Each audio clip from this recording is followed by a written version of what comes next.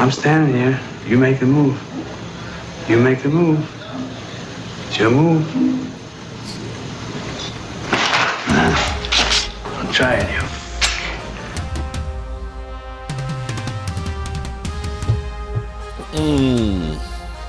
Well, good Sunday morning, friends. Mark Holmes here for my buddy Cowboy Joe Boo, as well as Joe Bear in the house.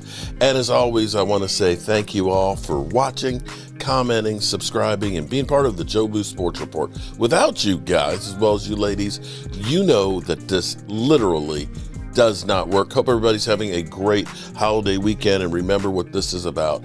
This is not just to stuff your face, and I know you will, because I will too. I know I will. But this is about those who are no longer with us. And remember those who are no longer with us. So, it's a little short. We're going to be short here this morning. It's been weird because I haven't been sitting down here doing my morning videos. I've been trying to get on the road as early as possible. I've got this whole kitchen that we're rebuilding, and it's a lot of work to do, and I'm trying to get there and stuff. So I've been doing my morning videos on the way, although I miss sitting here. I miss it's just kind of crazy. But when I sit here, I spend so much more time setting it up, uploading it, and everything else. I got to do my day job. And since we're in the off season, better to get those day jobs out the way, get that extra cheddar, so that way we'll be ready for the season. With all that being said, the new word in Dallas is culture and energy.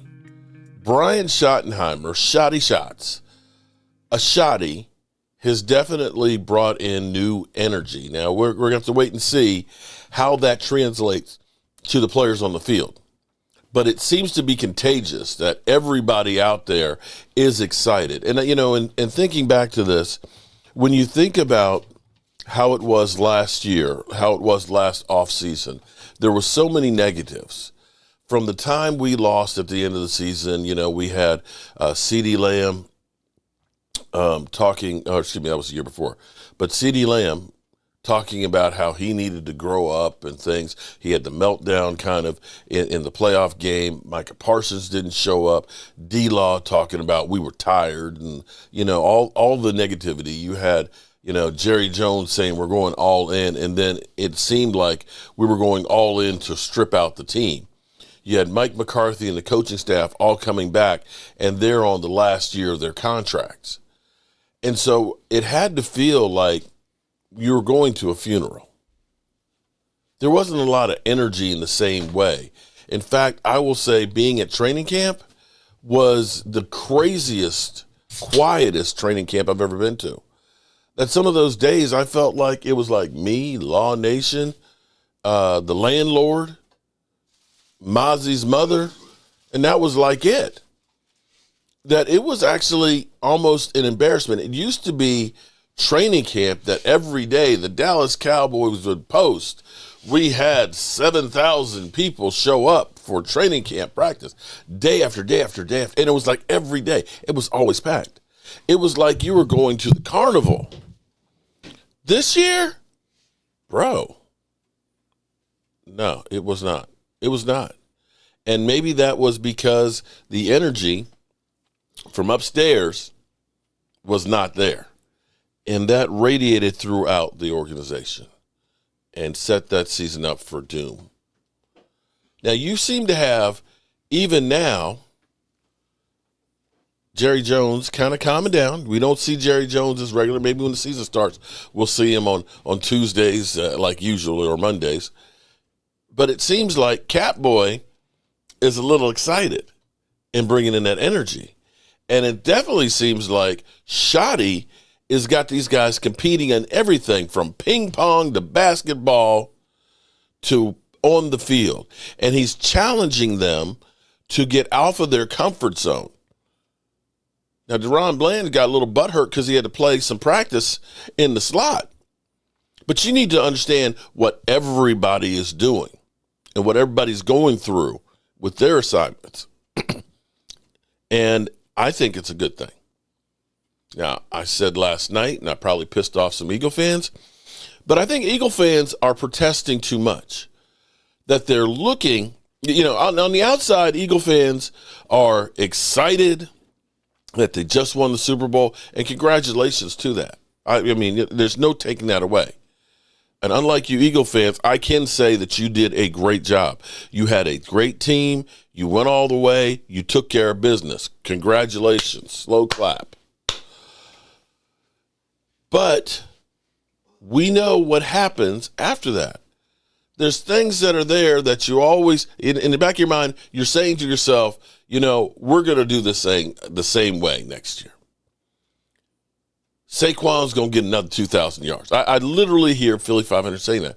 But in history, nobody's ever gone back-to-back 2,000 yards. Generally speaking, I think only Barry Sanders and maybe Adrian Peterson did 2,000 yards, not back-to-back. Typically, when a guy goes 2,000 yards, they're never the same. Yeah, Derrick Henry got injured. Oh, but he's still playing well. He was on pace to get 200. So they automatically assume that that's going to be there. And of course, they don't believe that, Saquon had anything to do with the Super Bowl. It was really Jalen Hurts, because they believe that you can just take Jalen Hurts and put him anywhere, and he's going to win the Super Bowl. Be that as it may, nobody has repeated as division champions even in the NFC East back-to-back since 2003 and 4. And that includes a Super Bowl team that the Eagles had that lost to New England. That includes 2 Super Bowl winning teams of the Giants against New England. That includes a 2017 Eagle team that won the Super Bowl and another Eagle team that lost the Super Bowl. That's 5 times that Super Bowl teams from the NFC East have not won the division even. And they discount that. Oh, we're going to win that again. We're the greatest team of all time. They even poo-poo the idea that, we're just going to sweep the Cowboys this year too with Dak Prescott. Even though they've never done that. Even though Dak has swept them, I think, 2 or 3 times in his career. But it doesn't matter. Because, they can all win in the playoffs. So we just don't even show up. But I think inside they know these things, and they're bugging them. They're gnawing at them like a rat trying to get through into, get a hole into the house so he can steal your cheese. Because they're constantly going after and trying to discredit the Dallas Cowboys. I don't know if they're trying to convince us or convince themselves. I think that's what it really is. There's an opportunity for history for the Dallas Cowboys this season. Quite a bit, actually. For those who think that Micah Parsons, we just need to trade him, get rid of him. He's just a bum. Micah Parsons, right now, as he sits in his first 4 years, is 13th in the Dallas Cowboys all-time sacks. If he just does, and he's number 2 in the first 4 years, only DeMarcus Ware has more than he does. DeMarcus Ware had 53.5 sacks to start his career his first 4 years. Micah, who missed 5 games this past year, is only 1 behind him. If he does 12 sacks again this year, he will tie DeMarcus Ware's first 5 years in sacks. Not only will that happen, not only with that, he would then pass Tony Tolbert, Larry Cole, DeMarcus Lawrence, and moving up to the top 10 all time in Dallas Cowboys sacks. That's pretty freaking amazing for a guy that's only been here for 5 years. The all-time record is 117. And if he does that, he's well on pace, if he stays healthy for 10 years, to get that. You could be looking at the all-time leading sacker in Cowboys history. Also, Dak Prescott is 35 TD passes away from tying Tony Romo as well as 2,700 yards, getting both Cowboys records, which are both obtainable this season. When we look at what Brian Schottenheimer has done with Russell Wilson, the last 3 years that he was there as the offensive coordinator in Seattle, you can definitely see that with this offense, with the new energy, with the players that we have, that is very much obtainable. So before I get out of here, and I do have to get out of here and get to work. I see Mike's ready to go.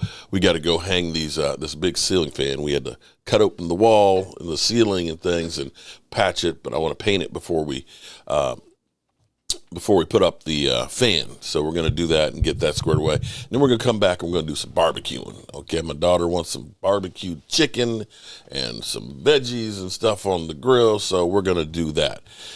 This is interesting. Peter Schrager from NFL Network, now with ESPN, is trying to make his way. Now, we've got the Dan Orlowski, or Dan You're Lousy, as I like to call him, who is the anti-Cowboy guy. Peter Schrager, I'm hoping, will be the anti-Eagle guy. Maybe. Could be. Says the Eagles will not repeat. Schrager and Bart Scott here today. So, Peter, Nick Sirianni gets a contract extension yesterday, and Philly well. They're going to talk about the whole NFC. If I said he will lead the Eagles to back-to-back Super Bowl championships, do you believe it or not? I do not believe it. It's May, so a lot of things can change, but it is so hard to go back to the Super Bowl, especially as a Super Bowl champion, to return all the players they lost, an offensive coordinator they loved that they lost, and everyone has them in their sights. They're no longer the hunters. They are now the hunted. I'm going to say not, and I would go with the field in the NFC. Bart Scott, now the Eagles, the team to beat in Philadelphia. Right this minute, we talked about the losses, talked about the improvements in their division. Washington, are the Eagles the team to beat?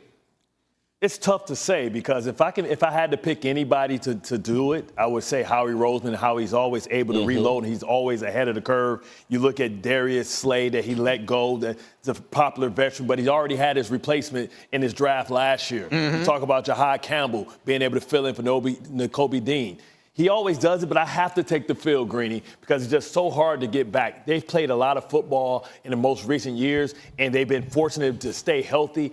Things just don't work out that way in football, most physical sport. I have to go with the field. Washington is much improved. I'll take the field. Commanders have closed the gap, right?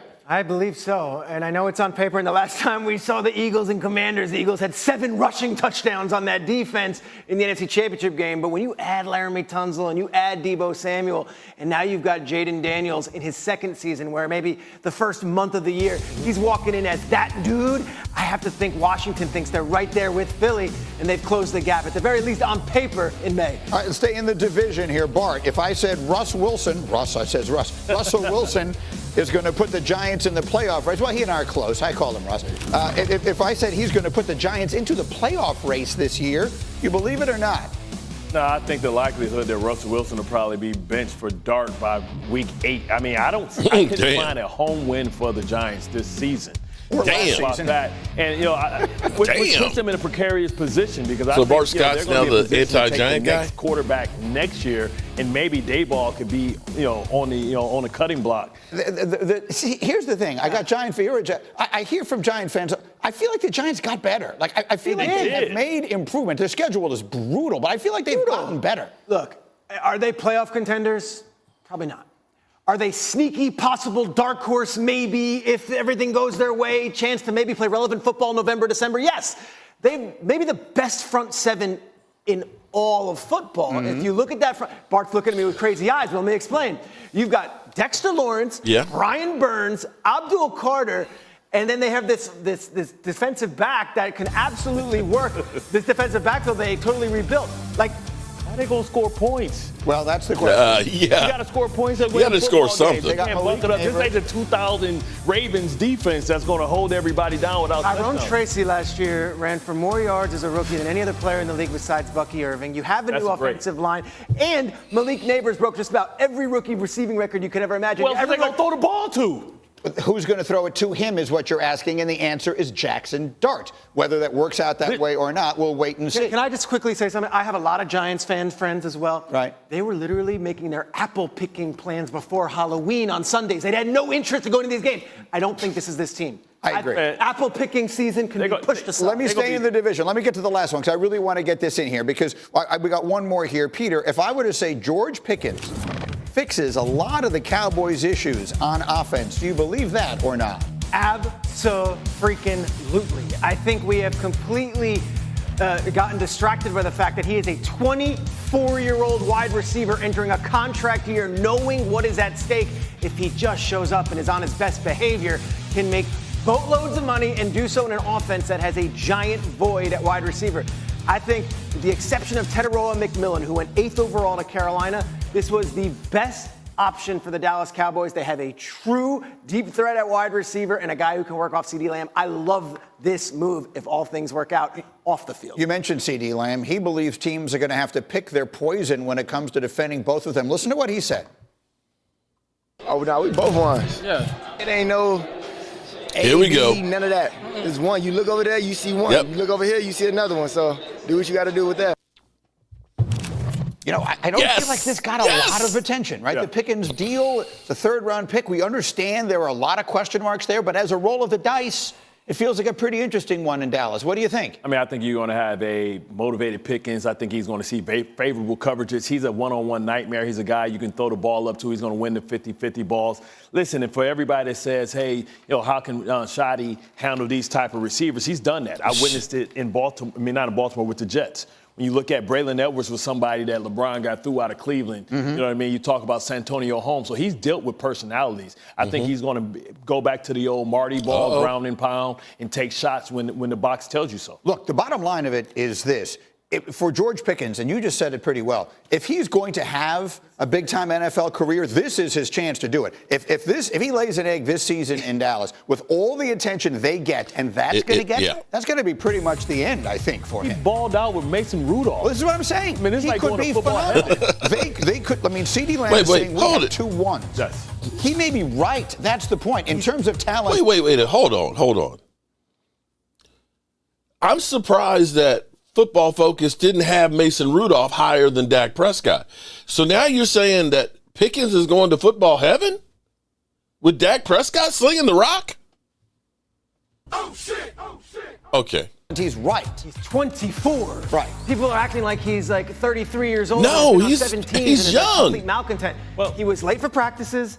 He apparently was late for a game at one point in the Christmas game against, and that stuff is inexcusable. That said, new environment and the carrot of a financial opportunity to make life-changing money. If you just have one good season, it's all there. Yeah, I mean, absolutely. I think this team is this is the team that's the sneaky playoff guy, not your Giants, right? When you look at There's never anything sneaky about the Cowboys, though, is the thing. But it won't be sneaky. We'll see it coming if it happens. But you talk about the discipline that they had to fortify that offensive line.